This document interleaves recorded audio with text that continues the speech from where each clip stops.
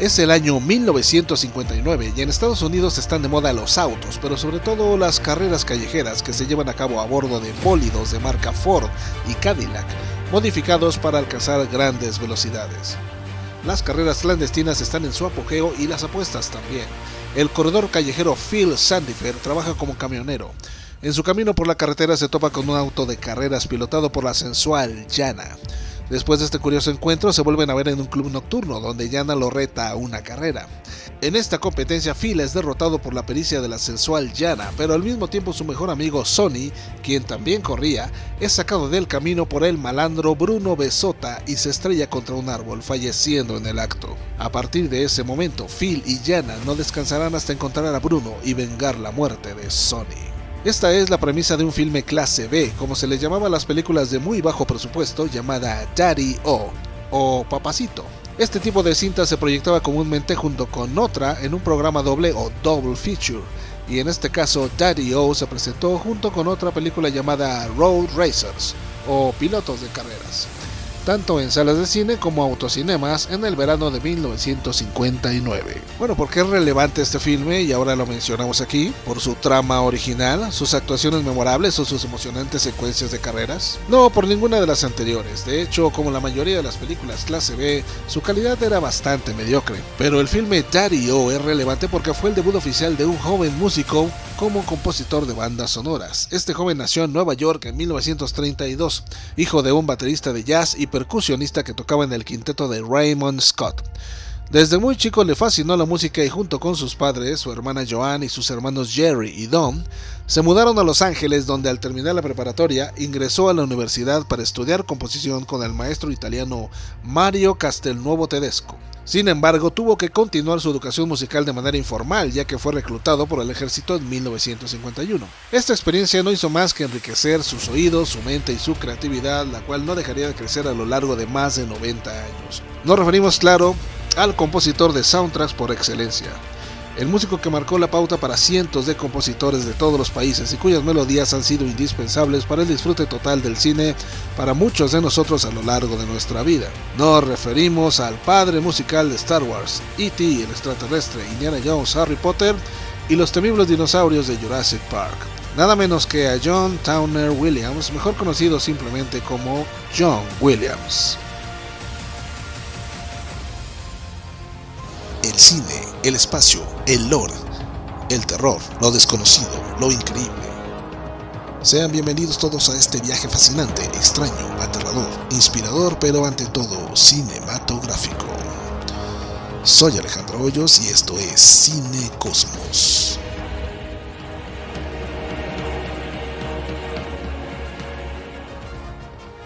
En una entrevista de 2002 en la Radio Pública Nacional le preguntaron a John Williams si podía recordar todas las bandas sonoras que había compuesto.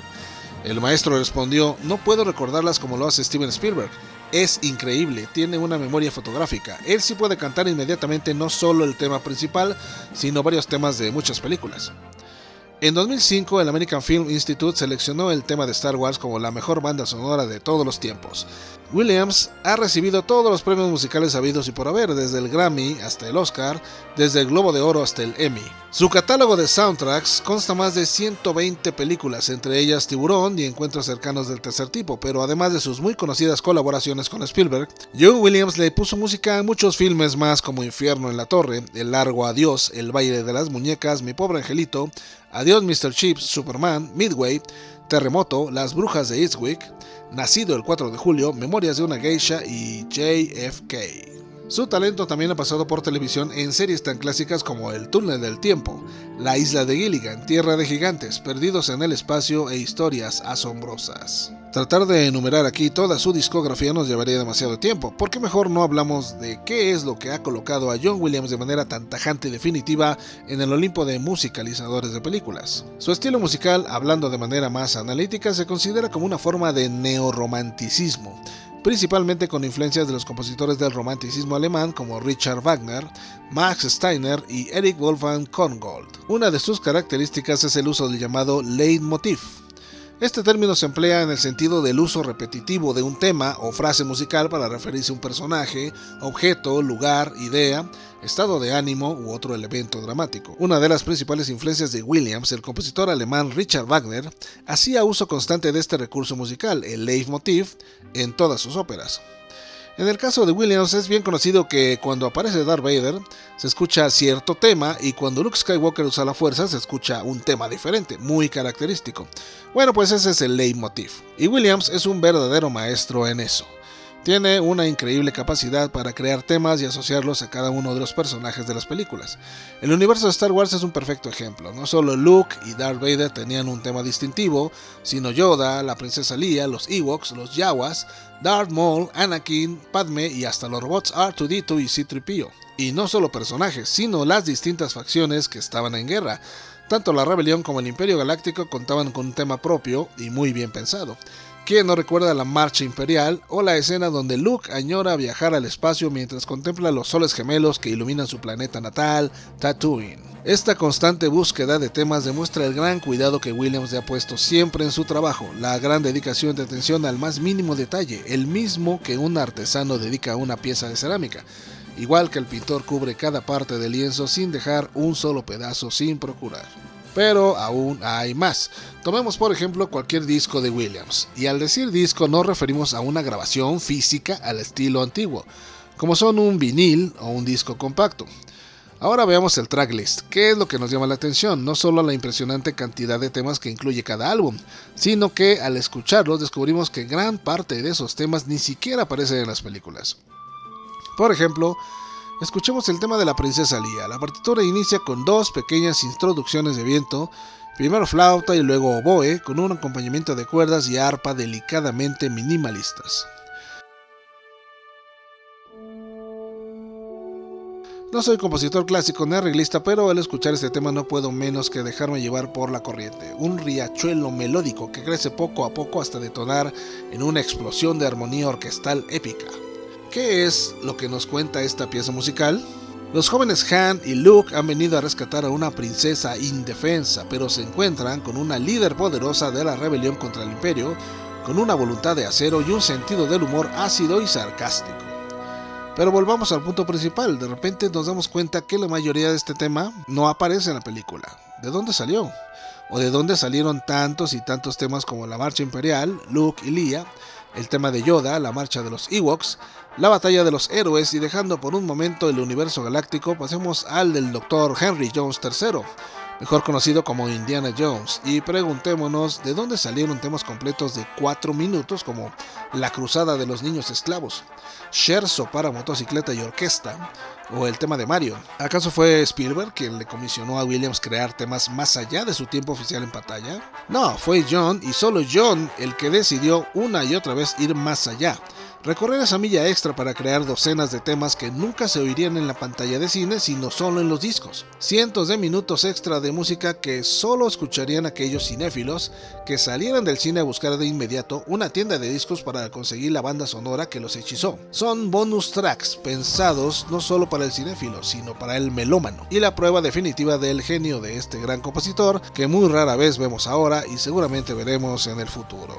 ¿Cuántas horas de trabajo se hubiera podido ahorrar el maestro si solo hubiera compuesto música estrictamente para el número de minutos en pantalla que lo requerían y nada más? ¿Cuánto tiempo que hubiera podido dedicar a sus otras aventuras sinfónicas como la orquesta Boston Pops, de la cual fue director durante 14 temporadas de 1980 a 1993? ¿O cuántas suites olímpicas o militares más hubiera podido componer? Pero afortunadamente no fue así, y su legado fílmico se enriqueció todavía más para que nosotros los loquitos del cine disfrutemos de más minutos por álbum grabado. Tal vez Williams es así gracias a las enseñanzas de dos grandes compositores que le precedieron: Max Steiner, el genial compositor de Casablanca, Lo que el viento se llevó y King Kong, y Bernard Herrmann, el favorito de Hitchcock, autor de la espeluznante banda sonora de Psicosis. Ninguno de sus contemporáneos se puede comparar en cuanto a dedicación, creatividad para las melodías, atención al detalle y su obsesión al llevar cada tema hasta sus últimas consecuencias. Ni Jerry Goldsmith, Alfred Newman, James Newton Howard,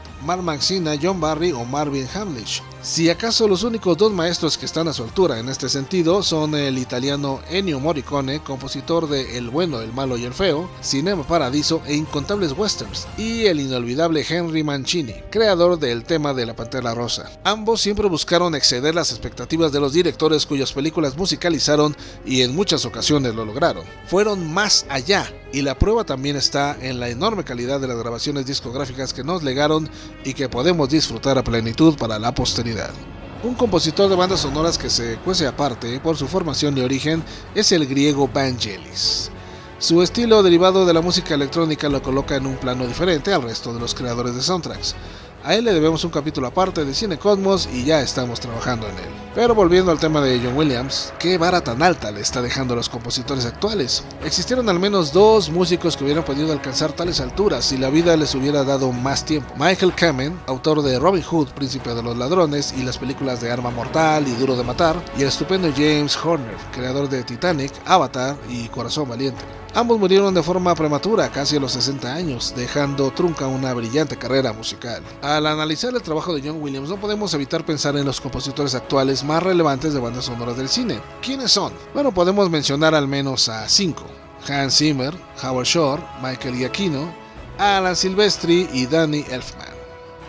De estos 5 destacan sin duda los trabajos de Alan Silvestri, como son Volver al Futuro, Los Vengadores, Náufrago, Quien engañó a Roger Rabbit, Depredador, Beowulf y El secreto del abismo. Danny Elfman tiene un estilo muy particular y es tal vez el más original de los compositores actuales. Su trabajo incluye los temas de El extraño mundo de Jack, El cadáver de la novia, la trilogía del Hombre Araña de Sam Raimi, Los Simpson, Los Hombres de Negro, Beetlejuice y las películas de Batman de Tim Burton, con quien colabora constantemente. El tercero de la lista es Hans Zimmer. Su estilo se diferencia de los demás en que es más bien minimalista. Sus melodías no son elaboradas, sino al contrario, suele utilizar pocas notas y repetirlas con variaciones mínimas, como es el ejemplo de las películas de Batman de Christopher Nolan. Con solo 2 notas le puso música a 3 películas.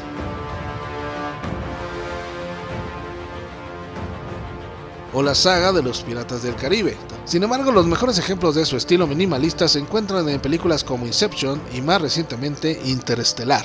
Banda sonora que se ha hecho particularmente popular gracias a TikTok y a las redes sociales que la utilizan sin parar, como si no hubiera otra música en el mundo. Digo, el tema de persecución en el campo de trigo es bueno, pero no tan bueno. Son las nuevas generaciones las que por algún motivo no lo sueltan. Pero bien por Hans Zimmer, que sea feliz y que lo aproveche. La obra de estos 3 compositores será comentada en este mismo espacio. Es justo y necesario reconocer su labor y sobre todo su estilo musical, tan diferente entre sí e igualmente único y esencial para el cine actual. Pero como dice Michael Ende, el autor de La historia sin fin, esa es otra historia y debe ser contada en otra ocasión. Como podemos observar, o más bien escuchar, el estilo de los compositores actuales de música para películas difiere bastante de lo que ha establecido John Williams durante más de 50 años. Aún así, sus propuestas siguen siendo interesantes y efectivas, ya que comparten 2 cosas con él: su respeto a la narrativa de los filmes en que han trabajado y la fidelidad a su propia propuesta musical. Sin embargo, John Williams siempre será un referente inmediato e innegable del arte de la banda sonora y al mismo tiempo sentó un nivel y un precedente difícil de igualar para las próximas generaciones de compositores.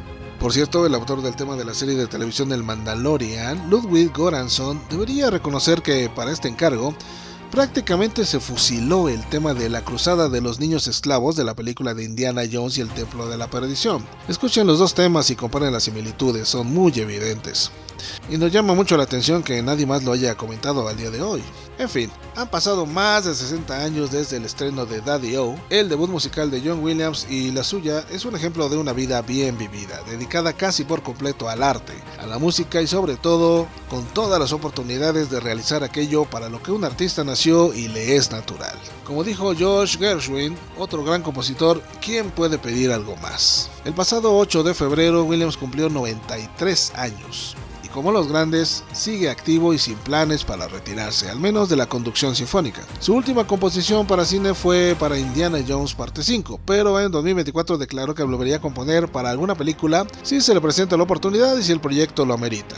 Lo que sí ha hecho John es abandonar ciertas franquicias una vez que agarraron momentum, lo cual es comprensible. ¿Quién podría soportar hacer el soundtrack de las 8 películas de Harry Potter o las 9 que se planean de la saga de Parque Diagonal Mundo Jurásico? Es mejor moverse a otros proyectos y así lo hizo. Aunque todavía tiene sueños por cumplir, entre ellos componer música para un filme de James Bond. Pero como la productora Barbara Broccoli acaba de vender el personaje a Amazon MGM, va a pasar un buen rato para que salga una nueva película del 007. Este es nuestro muy particular tributo a la vida y obra del compositor John Williams, pero quédate después de este breve corte comercial para comentar sobre el trabajo de otro de los compositores actuales que no nos tiene muy contentos.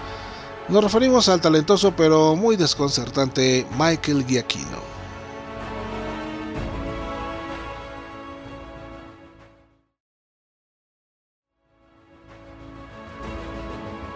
¿Qué vamos a hacer con Michael Giacchino? De verdad que la vida no solo se basa en el talento de la gente, sino en la suerte. Y Giacchino ha gozado de toda la suerte del mundo. Su acervo consta de más de 30 películas y está chavo, todavía le falta. ¿Pero acaso puedes mencionar alguna de ellas? O mejor aún, ¿podría recordar alguno de sus temas o tararear alguna de sus melodías? No, nosotros tampoco. Esto es porque su estilo musical es anti-Williams. Sus bandas sonoras por lo general no se basan en temas definidos o leitmotivs, sino en frases sinfónicas mucho más largas e incorpóreas. Sus suites más reconocibles tal vez serían Los Increíbles o las últimas películas de Star Trek, a las que solamente les hizo una serie de variaciones sobre el tema original de la serie de los 60s. Pero aún así ha musicalizado filmes tan relevantes como Jurassic World, Ratatouille, Coco, Rogue One de Star Wars, Jojo Rabbit, Up de Pixar y muchos otros. Pero mencionábamos antes que el señor Giacchino no nos tiene tan contentos y la razón es la siguiente. Michael ha hecho un descubrimiento por demás interesante. En las películas de El Hombre Araña, que le ha tocado musicalizar, el señor Giacchino hace uso de un leitmotiv, un solo leitmotiv cada vez que aparece en pantalla el héroe arácnido. Si buscan la película de Camino a Casa o Sin Camino a Casa, lo pueden constatar. Es un pequeño y desesperante tema que se repite una y otra vez hasta el cansancio. Pero llega un momento en que este tema se desgasta tanto que al menos a mí me empieza a estorbar. Ya no quiero escucharlo, ya me desesperó. Ya no puedo ver a los 3 hombres araña atacando a los 3 villanos que vinieron de otro universo sin que me distraiga ese mismo temita que ya se me hace odioso y hasta hartante. Y el descubrimiento que hizo Giacchino es que a la gente no le importa. De verdad, a la gran mayoría de la gente en la actualidad no le importa escuchar ese temita una y otra vez sin más ni más. Es un gran y triste descubrimiento del cual se va a aprovechar Michael Giacchino cada vez que pueda de ahora en adelante. Y eso denota también otra cosa, la composición perezosa. ¿Para qué buscar temas nuevos y diferentes si puedo utilizar el mismo durante toda la película? Lo único que tengo que hacer son variaciones orquestales y rítmicas y ya está. Puedo entregar bandas sonoras más rápidamente y agarrar más chavitas. A esto nos referimos cuando hablamos de un maestro nada huevón como John Williams y lo comparamos con un Michael Giacchino. A la fecha no nos explicamos por qué le siguen dando más y más películas a este chavo. Lo que es saber orquestar más que componer y estar en el lugar y momento adecuados. Qué tristeza es ver que cada vez hay menos compositores de la talla y calidad de John Williams. Ojalá las generaciones siguientes de músicos sepan apreciar y aprender de su legado. Que no tomen el camino fácil de la repetición y al contrario, elijan recorrer el camino arduo y difícil de la búsqueda constante de melodías, de la caza obsesiva de temas nuevos, del anhelo de la perfección musical. Ay, señor Williams, todavía sigue con nosotros y ya lo estamos extrañando. Este episodio de Cine Cosmos fue escrito y narrado por Alex Hoyos. Las fuentes consultadas están en la descripción del episodio. Muy pronto habrá contenido adicional disponible exclusivo para suscriptores. Conozca más sobre el proyecto Cine Cosmos en cinecosmospodcast.com.